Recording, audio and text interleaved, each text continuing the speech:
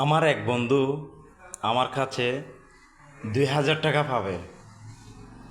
সে আমাকে কত সুন্দর করে বলতেছে, বন্ধু আমি অনেক কষ্টে আছি রে,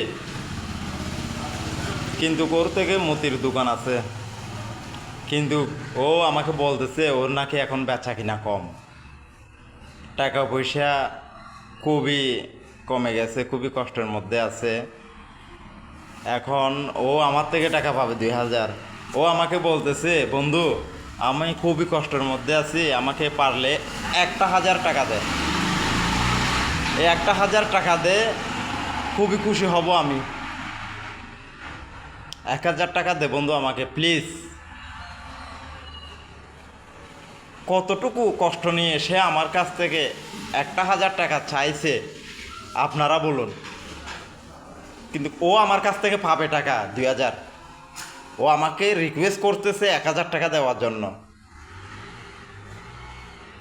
হায় রে বন্ধু, আমার ল্যান্টাকালের বন্ধু, খুব ছোটোকালের বন্ধু, আমি খুব ভালোবাসি ওকে, ও আমাকে খুব ভালোবাসে।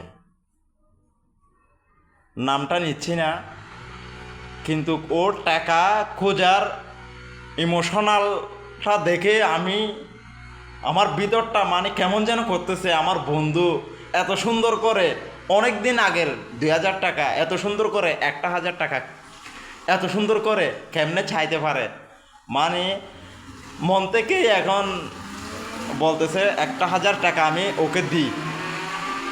আমিও কষ্টের মধ্যে আছি, কিন্তু তবুও আমার ইচ্ছে করতেছে 1,000 টাকা আমি ওকে কষ্ট করে যে কোনো প্রকারে ওকে আমি দিয়ে দিই। কারণ ও তো আমাকে একদিন আমাকেও হেল্প করছিল। দেখুন বন্ধুত্বর এ না হয় বন্ধুত্বের ভালোবাসা। আজকে যদি কি কেউ আমার কাছ থেকে টাকা পাইতো, আমাকে হুমকি দামকি দিয়ে নানা রকমের কথা বলে আমার থেকে টাকা চাইতো, কিন্তু আমার বন্ধু হিসাবে সে আমার কাছ থেকে কিভাবে টাকা চাইছে এখন আমি আপনাদেরকে বলবো কিভাবে। মেসেঞ্জারে ও আমাকে ভয়েস পাঠাইছে, বন্ধু আমি খুব কষ্টের মধ্যে আছি, আমাকে পারলে 1,000 টাকা দে বন্ধু, খুব খুশি হব। কোনো দিন তো চাইনি।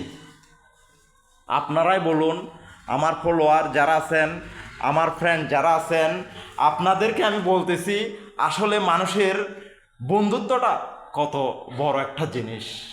আপনারাই বলুন, আপনাদেরকে আমি বলছি, আমার খুব কাছের বন্ধু, আমি বলতেছি আমার খুশি লাগছে ও যে আমার কাছ থেকে এভাবে টাকা